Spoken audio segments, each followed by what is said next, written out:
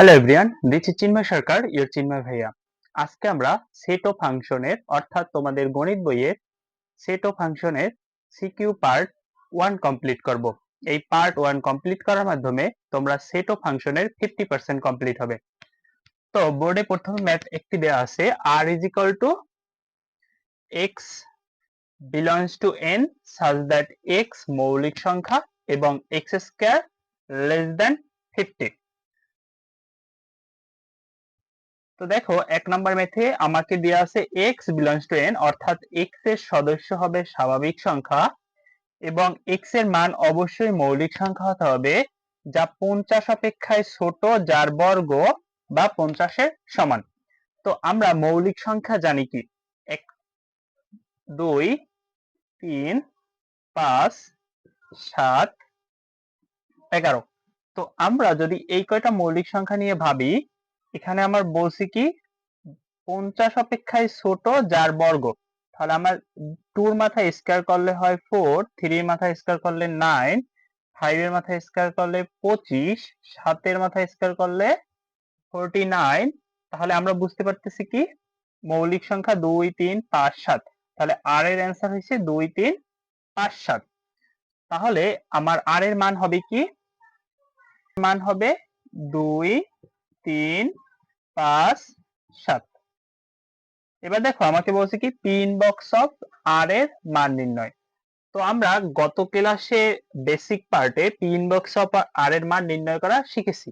তো কিভাবে করব, P inbox of R is equal to, অর্থাৎ আমার এখানে চারটা সংখ্যা আছে, প্রথমে আমরা প্রত্যেকটা সংখ্যাকে আলাদাভাবে লিখব, 2 3 5 7।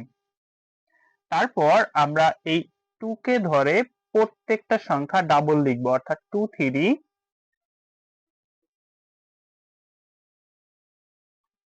2 5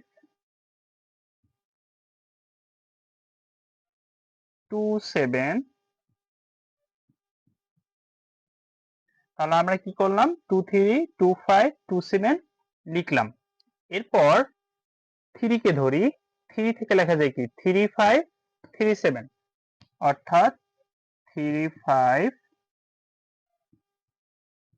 3 7। এরপর লেখা যায় কি 3 5 3 7, এরপর লেখা যায় 5 7।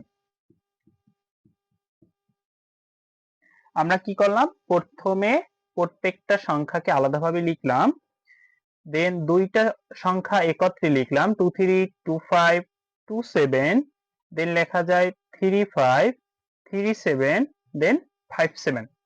আমরা দুইটা সংখ্যার কাজ এবার শেষ। এবার তৃতীয় সংখ্যা মানে তিনটা সংখ্যা নিয়ে যে লেখা যায় 2 3 5, লেখা যায় 2 3 5। তারপর লেখা যায় 2 5 7 2 5 7 2 3 5, then 2 5 7, then 3 5 7,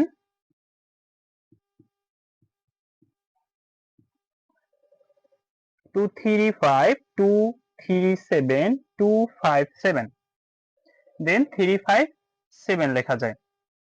2 3 5, দেখো 2 3 5, তারপর 2 5 7, ওকে 2 3 7 2 3 7, অর্থাৎ আরেকটা আছে 2 3 7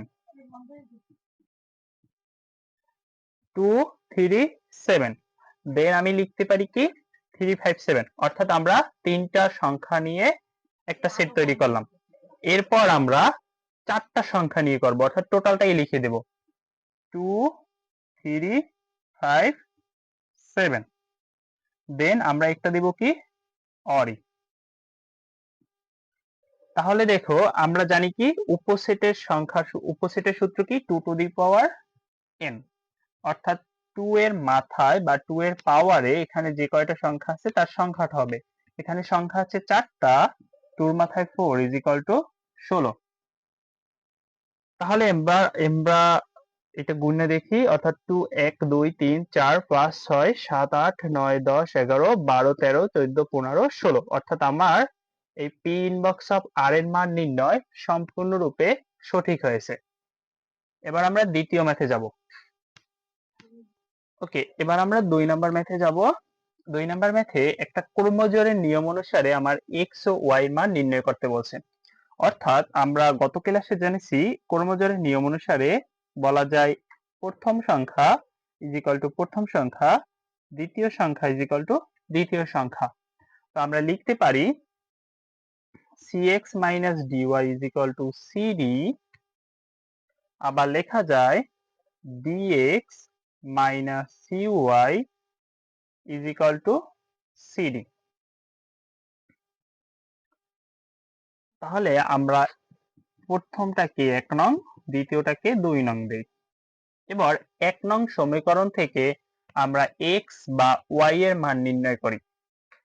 অর্থাৎ 1 নং সমীকরণ থেকে লেখা যায় কি 1 নং সমীকরণ থেকে পাই করণ থেকে cx minus dy is equal to cd। এবার লেখা যায় কি cx is equal to cd plus dy। এবার আমরা লিখতে পারি x ইজ ইকুয়াল টু, অর্থাৎ c গুণাকারে আছে এদিকে গেলে ভাগ হবে, তাহলে cd কে আমরা c দ্বারা ভাগ, dy কে c দ্বারা ভাগ। এটা ভাগ করলে হয় c c কাইটা যায়, দেন থাকে d plus d by c y। এইটা হচ্ছে আমার 1 নং সমীকরণ থেকে আমরা x এর একটা মান বের করে নিলাম। এবার এই x এর মানকে আমরা 2 নং সমীকরণে বসাই। x এর মানকে 2 নং সমীকরণে বসিয়ে 2 নং সমীকরণে 2 নং সমীকরণে পেয়েছি dx minus cy is equal to cd। এবার দেখো আমরা x এর যে মানটা পেয়েছি সেই মানটা এখানে বসাই, d ডট x এর মান d plus d by cy minus cy আছে ইজ ইকুয়াল টু cd। এবার দেখো আমরা d ইন্টু d অর্থাৎ d square plus d into d d square by cy minus cy is equal to লেখা যায় cd। এবার আমরা এখান থেকে লিখতে পারি কি d স্কয়ার, এখান থেকে আমরা যদি c লসাগু করি c d square plus c and c চলে যায়, থাকে d square y minus c into c c square y is equal to cd। এবার আমরা আর গুণন করলে পাই কি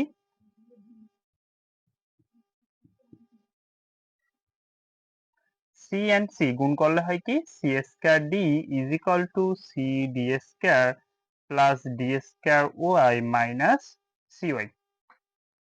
এবার দেখো c square d c d square d square y minus cy আসছে।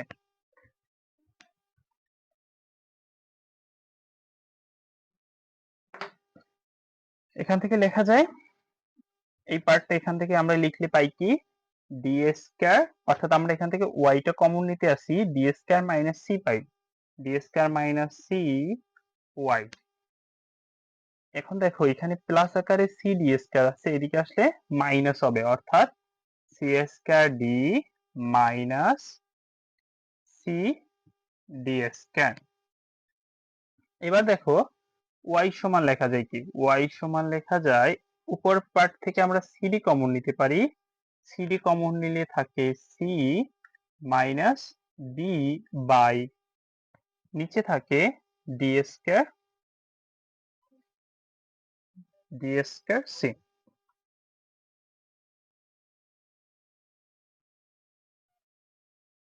নিচে থাকে d square minus c square. তাহলে আমরা এখানে লিখতে পারি d square minus c square অর্থাৎ d plus c into d minus c, এবং উপরে আছে কি c মাইনাস d আর cd। এখান থেকে আমরা d minus c, c minus d কাটতে পারি, তাহলে এখানে একটা মাইনাস সাইন থাকে, তাহলে এখানে অ্যান্সার হয় কি minus CD by C plus D. এটা হয়েছে আমার ওয়াই এর মান। এবার দেখো ওয়াই এর মানটা আমার এক্স এর সমীকরণে অর্থাৎ এক্স এর মানের এই ওয়াই এর স্থানে বসালে আমরা অর্থাৎ এই এক্স এর স্থানে আমরা লিখতে পারি x is equal to D plus D by C Y. তাহলে আমরা জানি কি D plus D by C Y এর মান আমরা জানি minus CD by D plus C. তাহলে আমরা এখানে লিখতে পারি ডি প্লাস এই ওয়ার্ড দ্বারা উপরে গুণ করলে আমরা কি পাই ডি বাই সি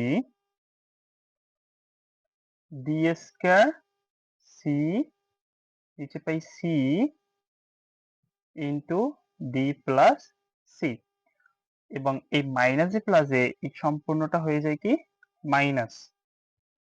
তাহলে আমরা এখানে যদি আমরা লসাগু করি C into D plus C লিখলে পাই C square D D plus C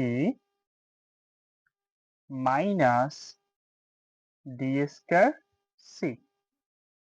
অর্থাৎ এখানে আমরা লিখতে পারি C into D plus C by উপরের পক্ষ থেকে সিডি আমরা যদি কমন নেই সিডি কমন নিলে থাকে কি D plus C minus D.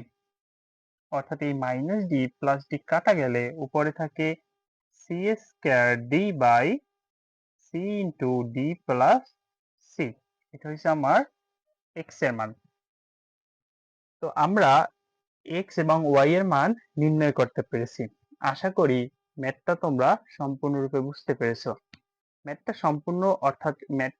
সম্পূর্ণরূপে যদি তোমরা ভালো মতন বুঝে থাকো তাহলে এরকম কোয়ালিটির অর্থাৎ কর্মজোর সম্পর্কিত ম্যাথগুলো কমপ্লিট করবে। আর এসএসসি 2026 এর বোর্ড পরীক্ষার জন্য এই কর্মজোরটি আসার সম্ভাবনা প্রায় 90%। তো আশা করি তোমরা এই কর্মজোর প্লাস পি ইনবক্স অফ আর এর ম্যাথটি সম্পূর্ণরূপে কমপ্লিট করবে।